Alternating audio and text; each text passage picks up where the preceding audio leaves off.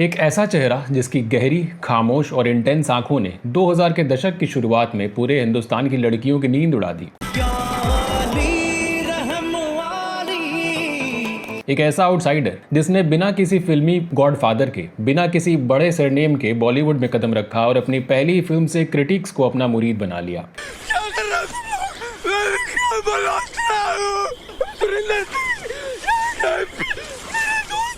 ये वो दौर था जब रोमांस का मतलब बाहें फैलाकर मुस्कुराना और स्विट्जरलैंड की वादियों में नाचना माना जाता था। लेकिन इस लड़के ने पर्दे पर एक संजीदा और रहस्यमयी आशिक की एक ऐसी नई परिभाषा गढ़ी कि इंडस्ट्री के बड़े बड़े दिग्गजों ने भविष्यवाणी कर दी कि आने वाले दशक में यह अकेला इंसान बॉलीवुड के दिग्गजों की बादशाहत को हिलाकर रख देगा। इसमें डरने की कोई बात नहीं, बिट्टू को कुछ नहीं होगा, लेकिन हमारे इंडिया रहने में बहुत डेंजर है। चारों तरफ पुलिस के खबरी हैं, और अगर बिट्टू को साथ नहीं लेके गए तो हमारा दुबई पहुंचना नामुमकिन है। लेकिन क्या होता है जब कामयाबी की ये सुनहरी दास्तान सिर्फ एक ही रात में, महज चंद घंटों के भीतर एक ऐसी खौफनाक और घिनौनी कहानी में तब्दील हो जाए जो इंसानियत की रूह कपा दे। Moving on now, Bollywood actor Shaini Ahuja has been sent to police custody till the 18th of June. He was arrested. क्या होता है जब एक चमकते हुए सितारे को पूरी की पूरी फिल्म इंडस्ट्री रातों रात एक अछूत मान लेती है और कसम खा लेती है कि इस इंसान का नाम अब बॉलीवुड के गलियारों में कभी सम्मान से नहीं लिया जाएगा। Nothing more to say. He's completely innocent. We stand by him. We love him. He's a man of character. He's completely innocent. हम डिसेक्ट करेंगे उस खौफनाक रात की सच्चाई को जिसने एक चॉकलेट बॉय को सीधे ऑर्थर रोड जेल की काल कोठरी में धकेल दिया। हम उधेड़ेंगे उस लीगल बैटल की बखिया जहां विक्टिम के मुकरने के बावजूद डीएनए ने सारा खेल बदल दिया। और हम बात करेंगे बॉलीवुड की उस ठंडी खामोशी की जिसने एक प्रॉमिसिंग टैलेंट को एक परमानेंट लीगल एग्जाइल में तब्दील कर दिया।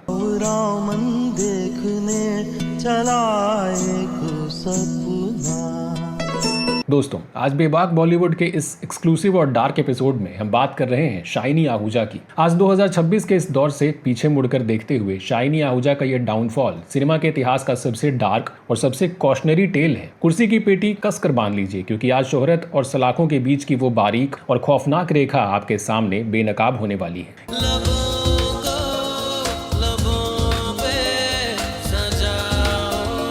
इस त्रासदी की गहराई को समझने के लिए हमें पहले उस ऊंचाई को मापना होगा जहां शाइनी आहूजा बैठे हुए थे। 15 मई 1973 को उत्तराखंड के देहरादून में जन्मे शाइनी आहूजा एक आर्मी बैकग्राउंड वाले परिवार से आते हैं। इनके पिता कर्नल थे और घर में डिसिप्लिन का माहौल था। शाइनी ने इंजीनियरिंग की पढ़ाई शुरू की, लेकिन इनके अंदर का बावरा मन इन्हें कहीं और ले जाना चाहता था, तो इन्होंने इंजीनियरिंग बीच में छोड़ दी और दिल्ली में थिएटर के दिग्गज बैरी जॉन की क्लासेस में एक्टिंग की बारीकियां सीखने लगे। ये वही बैरी जॉन थे जिन्होंने शाहरुख खान और मनोज बाजपेयी जैसे दिग्गजों को तराशा था। एक आम मिडिल क्लास लड़के की तरह शाइनी ने भी अपने सपनों को एक सूटकेस में भरा और मुंबई की सड़कों पर संघर्ष करने निकल गए। लेकिन ये सफर आसान नहीं था। शाइनी ने 40 से ज्यादा टीवी विज्ञापनों में काम किया, जिनमें पेप्सी और कैडबरी जैसे बड़े ब्रांड्स भी शामिल रहे।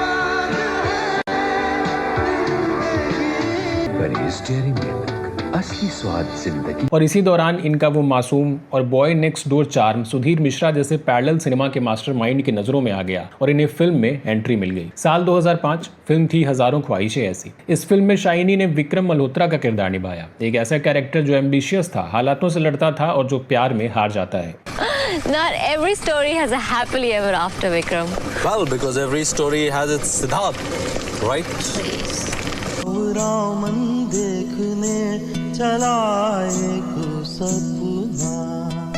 इस फिल्म में इनकी परफॉर्मेंस इतनी रॉ और बेदाग थी कि रातों रात ये क्रिटिक्स के चहेते बन गए। इस फिल्म के लिए इन्हें फिल्म फेयर का बेस्ट मेल डेब्यू अवार्ड भी मिला। सबको लगा कि बॉलीवुड को एक नया संजीदा चेहरा मिल गया था जिसे एक्टिंग भी आती थी। सारी जिंदगी देश के लिए निकाल दी।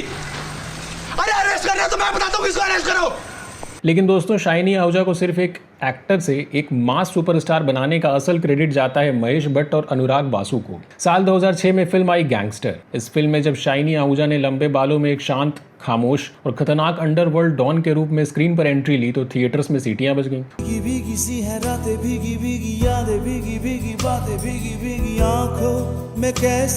उस दौर में जहां शाहरुख खान अपनी स्टाइलिश और बातूनी इमेज से छाए हुए थे, वहीं शाइनी का गैंगस्टर ज्यादा जमीनी, ज्यादा दर्द भरा और ज्यादा डार्क था। इनकी आंखें इतना कुछ बोल जाती थी कि इन्हें डायलॉग्स बोलने की जरूरत ही नहीं पड़ती थी। ये एक ऐसे क्रिमिनल थे जिससे आपको नफरत नहीं बल्कि हमदर्दी सी हो जाती थी। लेकिन अगर तुमने मुझसे कभी भी थोड़ा सा भी प्यार किया हो तो मुझे एक मौका दो। गैंगस्टर के ब्लॉकबस्टर होने के बाद वो लम्हे में कंगना रनौत के साथ इनकी जोड़ी ने एक बार फिर से जादू किया। ये फिल्म परवीन बॉबी और महेश भट्ट की असल जिंदगी पर आधारित बताई गई और शाइनी ने उस डिप्रेस्ड और बेबस फिल्म मेकर का दर्द स्क्रीन पर जीवंत कर दिया। 170 रुपए की नींबू पानी है। अगर पता होता ना तो घर पे बना के बोतल में ले आता।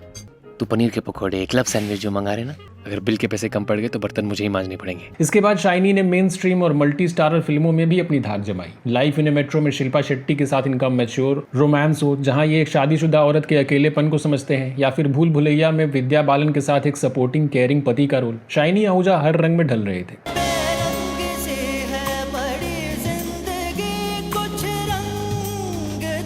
इनकी सबसे बड़ी ताकत इनका आउटसाइडर होना ही था। जनता इन्हें नेपोटिज्म के प्रोडक्ट के तौर पर नहीं बल्कि अपने बीच से उठे एक रियल हीरो के तौर पर देखती थी। इनका स्टारडम बिल्कुल ऑर्गेनिक था, लेकिन शायद इसी शोहरत की चकाचौंध और उस पर मिली बेइंतहा मोहब्बत ने इनकी असलियत को अंधा कर दिया। जैसे जैसे स्टारडम का नशा इनके सर पर चढ़ने लगा, वैसे वैसे बॉलीवुड के गलियारों में इनके एटीट्यूड और नखरों के किस्से भी उड़ने लगे। गॉसिप मैगजीन और सेट के क्रू मेंबर्स दबी जुबान में बताने लगे कि शाइनी अब वो हम्बल दिल्ली का लड़का नहीं रहे। भूल भुलैया और गैंगस्टर जैसी ब्लॉकबस्टर फिल्मों का हिस्सा बनने के बाद इन्हें शायद ये लगने लगा कि इंडस्ट्री इनके इर्द गिर्द घूमती है। रिपोर्ट्स आने लगी कि ये सेट पर डायरेक्टर्स के काम में दखल देते हैं, स्क्रिप्ट में बदलाव की डिमांड करते हैं और अपने क्रू मेंबर्स और को स्टार से दूरी बनाकर रखते हैं।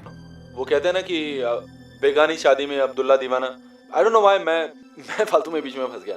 To bad. दोस्तों, बॉलीवुड एक इकोसिस्टम की तरह काम करता है जहां आपके पीआर और आपकी नेटवर्किंग आपके टैलेंट से कहीं ज़्यादा ज़रूरी होते हैं। अगर आप किसी गॉडफादर की शरण में नहीं हैं तो आपके दोस्त ही आपका सुरक्षा कवच बनते हैं, लेकिन शाइनी आहूजा ने अपनी कामयाबी के गुरूर में किसी को अपना दोस्त बनाया ही नहीं। इन्होंने कई बड़ी फिल्में ठुकरा दी, कई निर्देशकों को नाराज कर दिया और अपनी एक ऐसी अलग थलग दुनिया बना ली जहाँ इन्हें लगता था कि इनका टैलेंट इन्हें कभी गिरने ही नहीं देगा। जिस महेश भट्ट ने इन्हें स्टार बनाया था, शाइनी ने उनके कैंप से भी खुद को दूर कर लिया और यही अकेलापन, यही इंडस्ट्री से कटी हुई इनकी वो एरोगेंट इमेज उस दिन इनके लिए मौत का कुआं बन गई जब इनकी जिंदगी का सबसे खौफनाक और सबसे घिनौनी रात ने इनके ओशिवारा वाले फ्लैट पर दस्तक दी। तारीख थी 14 जून 2009, दिन था रविवार। मुंबई की सड़कों पर वीकेंड की सुस्ती छाई हुई थी। शाइनी आहूजा की पत्नी अनुपम और उनकी छोटी सी बेटी किसी काम से दिल्ली गए हुए थे। शाइनी मुंबई के अंधेरी इलाके में अपने आलीशान फ्लैट में अकेले थे। इनके साथ मौजूद थी इनकी 19 साल की डोमेस्टिक हेल्प जो घर का काम करने आई थी। दोपहर के वक्त वो 19 साल की लड़की बदहवास हालत में फ्लैट से बाहर भागी। उसके कपड़े अस्त व्यस्त थे और चेहरे पर खौफ था।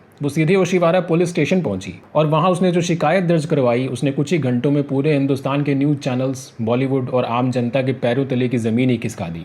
Bollywood actor Shaini Ahuja has been arrested. This after his domestic help accused him of rape.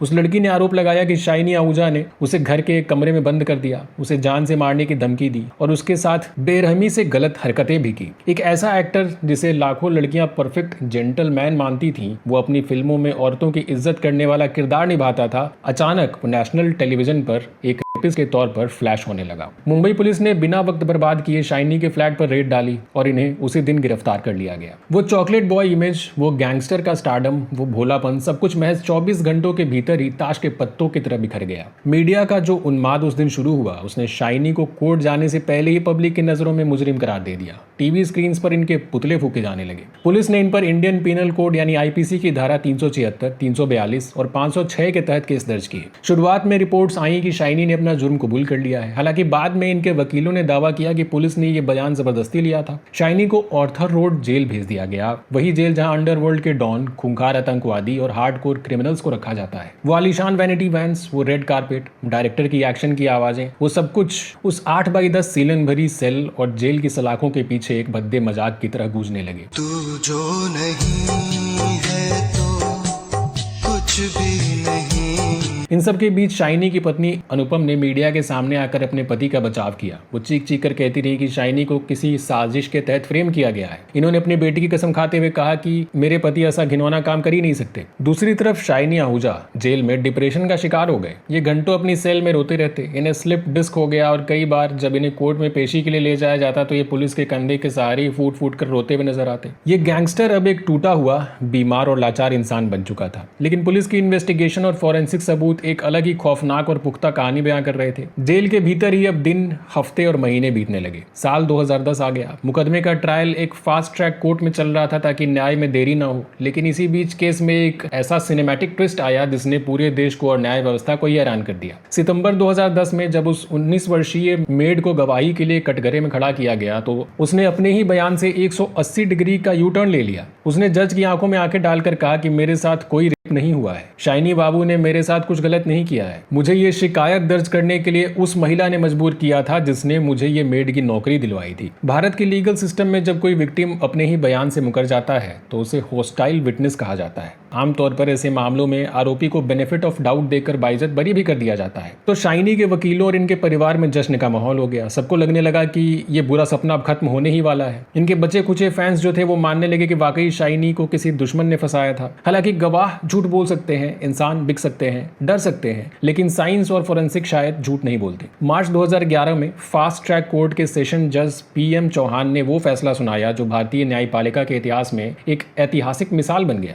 Order. जज ने उस लड़की के बदले हुए बयान को सिरे से खारिज कर दिया। अदालत ने माना कि विक्टिम एक गरीब और कमजोर तबके से आती है और उस पर केस वापस लेने का भारी दबाव डाला गया है या फिर उसे मोटी रकम देकर खरीद लिया गया है। कोर्ट ने कहा कि न्याय सिर्फ गवाहों की जुबान पर नहीं बल्कि सबूतों की बुनियाद पर टिका होता है। यहाँ कोर्ट ने DNA रिपोर्ट्स और सर्कमस्टेंशियल एविडेंस के आधार पर सजा सुना दी। पुलिस की इन्वेस्टिगेशन इतनी पुख्ता थी कि उन्होंने जो मेडिकल सबूत जुटाए थे वो चीख चीख कर सच बोल रहे थे। घटना वाले दिन विक्टिम के कपड़ों पर मिले ब्लड स्टेन्स, शाइनी के फ्लैट के पर्दों और बिस्तर पर मिले सीमेंट के अंश और शाइनी आहूजा के हाथों और बाहों पर मौजूद उन खरोचों के निशान जो उस लड़की ने खुद को बचाने की जद्दोजहद में दिए थे, इन सभी का DNA शाइनी और उस विक्टिम से 100% मैच हो रहे थे और मेडिकल एग्जामिनेशन में भी इस बात की पुष्टि हो चुकी थी। इन वैज्ञानिक और फोरेंसिक सबूतों के आधार पर 30 मार्च 2011 को कोर्ट ने शाइनी आहूजा को दोषी करार दे दिया और 7 साल की कठोर कारावास की सजा सुनाई। साथ ही इन पर जुर्माना भी लगाया गया। Actor Shaini Ahuja has been convicted of rape and sent to jail for 7 years.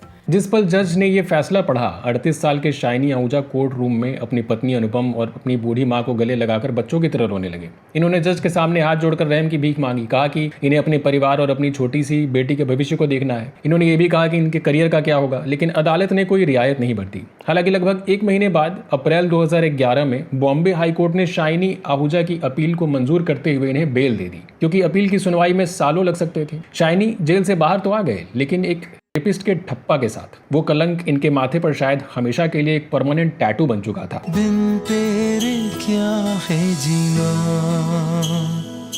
मेरे दिल की। अब आते हैं उस पहलू पर जो इस कहानी का सबसे कड़वा, सबसे घिनौना और सबसे हिपोक्रिटिकल सच लगता है, यानी बॉलीवुड का दोगलापन और उसका सिलेक्टिव आउटरीच। दोस्तों, ये वही इंडस्ट्री है जहां जब संजय दत्त पर टाडा और आर्म्स एक्ट का केस लगा था तो पूरी फिल्म इंडस्ट्री, पूरी बिरादरी, बड़े बड़े डायरेक्टर्स से लेकर स्टार्स तक सबके सब उनके समर्थन में सड़कों पर उतर आए थे। बड़े बड़े बैनर छपे थे कि संजू बाबा बेकसूर हैं। जब सलमान खान पर हिट एंड रन का केस चला था जिसमें एक इंसान की जान भी चली गई थी, तो बॉलीवुड का हर बड़ा प्रोड्यूसर और एक्टर उनके बचाव में दीवार बनकर खड़ा था। लेकिन जब शाइनी आहूजा गिरफ्तार हुए तो हर तरफ सन्नाटा था। मैंने तुम्हें बहुत दुख दिया, लेकिन अगर तुम मुझे एक मौका दो, मैं बदल गया हूँ। मैं आज अभी इसी वक्त सब कुछ छोड़ने को तैयार हूँ। शाइनी की गिरफ्तारी के 24 घंटे के भीतर ही बॉलीवुड ने इनसे ऐसे पल्ला झाड़ लिया जैसे ये कोई छूत की बीमारी हो। जिन डायरेक्टर्स ने इन्हें सुपरस्टार बनाया था उन्होंने अब इनका फोन उठाना बंद कर दिया। महेश भट्ट जो अक्सर हर विवाद पर अपनी राय रखते हैं, उन्होंने भी इनसे दूरी बना ली। जिन प्रोड्यूसर्स के साथ इनकी अगली फिल्में ऑलमोस्ट पूरी हो चुकी थी, जैसे प्रीति जिंटा के साथ हर पल और सोहा अली खान के साथ एक एक्सीडेंट, उन्होंने भी अपनी करोड़ों की फिल्मों को डब्बे में डालना ही बेहतर समझा। लेकिन शाइनी के साथ अपना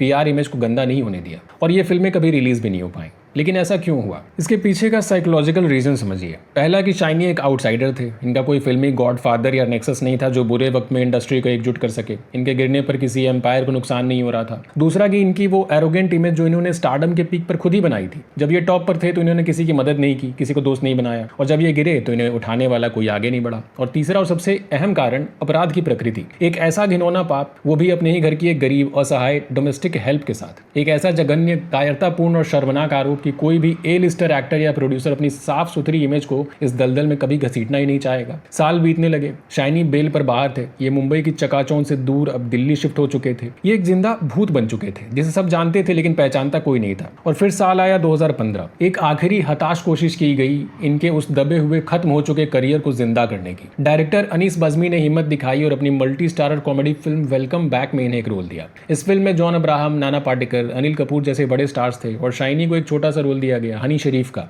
अरे नहीं लूं तो क्या करूं? अपने बेटे की एक ख्वाहिश नहीं पूरी कर सकते। I hate you! I hate you!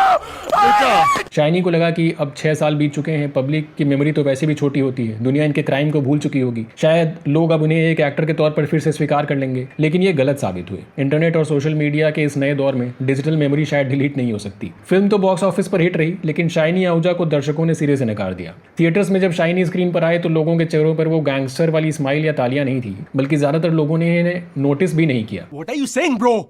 मैं रंजना से प्यार करता हूं, दीवानों की तरह। पागल हूं मैं उसके पीछे। तो राजकुमारी की तस्वीर कैसे बन गई? वेलकम बैक शाइनी आहूजा की वापसी की नहीं बल्कि इनके फिल्मी ताबूत की आखिरी कील साबित हुई। इंडस्ट्री और शाइनी दोनों को समझ आ गया कि अब इनके नाम पर कोई मार्केट वैल्यू नहीं बची है और ये पब्लिक के दिमाग से पूरी तरह से इरेज हो चुके हैं। वो इंसान जो कभी भूल भुलैया में अक्षय कुमार के साथ कंधे से कंधा मिलाकर खड़ा था, वो धीरे धीरे गुमनामी के अंधेरे में गायब होता चला गया। 53 साल के हो चुके शाइनी आहूजा पूरी तरह लाइमलाइट से दूर है। हालिया रिपोर्ट्स की माने तो ये अपनी पत्नी अनुपम और बेटी आर्शिया के साथ एक बेहद प्राइवेट और गुमनाम सी जिंदगी जी रहे हैं। इनकी हाई कोर्ट की अपील आज भी भारतीय न्याय व्यवस्था के लंबे और धीमे पन्नों में कहीं दबी हुई है। साल 2023 में बॉम्बे हाई कोर्ट ने इनके पासपोर्ट को 10 साल के लिए रिन्यू करने की इजाजत दी थी ताकि ये अपने परिवार के साथ बाहर आ जा सकें, लेकिन ये अभी भी पूरी तरह से बाइज्जत बरी नहीं हुए हैं। भीगी सी है रातें, भीगी भीगी यादें, भीगी भीगी बातें, भीगी भीगी आंखों में कैसी। शाइनी आहूजा की ये दास्तान सिर्फ एक गॉसिप या किसी क्रिमिनल केस की फाइल नहीं है दोस्तों, ये बॉलीवुड की सबसे खौफनाक और सबसे सच्ची चेतावनी है। ये कहानी हमें बताती है कि स्टारडम कोई हक नहीं है, ये किराए का घर है और जिस दिन आप अपनी इंसानियत, अपनी मोरल वैल्यूज और अपनी जमीन से जुड़े रहने का किराया देना बंद कर देते हैं, ये दुनिया उस घर से आपको धक्के मारकर बाहर निकाल देती है। शाइनी आहूजा की कहानी उस बर्बाद हुए पोटेंशियल की कहानी है जिसे देखकर आज भी सिनेमा प्रेमी अफसोस करते हैं। एक आउटसाइडर जिसने अपनी मेहनत से सिस्टम को तोड़ा था, वो आखिरकार अपने ही बुने हुए घिनौने जाल में फंसकर खत्म हो गया। तो क्या बॉलीवुड ने इन्हें बाइकआउट करके सही किया? और सबसे बड़ा सवाल कि क्या शाइनी आहूजा कभी अपनी उस गैंगस्टर वाली लेगेसी को, उस एक पाप के साए से आजाद कर पाएंगे? शायद कभी नहीं, क्योंकि कैमरे का लेंस चाहे कितनी भी आसानी से झूठ बोल ले, पीआर टीमें चाहे जितने भी सच को छुपा लें, लेकिन वक्त का लेंस हमेशा इंसान की असलियत को ही फोकस में रखता है। तो दोस्तों, आपकी इस खौफनाक दास्तान पर क्या राय है? क्या आपको लगता है कि शाइनी आहूजा के टैलेंट को एक लीगल केस ने निगल लिया, या फिर इनके साथ जो हुआ वो इनके कर्मों की बिल्कुल सही सजा थी? कमेंट्स में अपनी बेबाक राय जरूर शेयर करिए। बॉलीवुड की किसी बेबाक स्टोरी के साथ अगले वीडियो में आपसे फिर होगी मुलाकात। तब तक के लिए नमस्कार।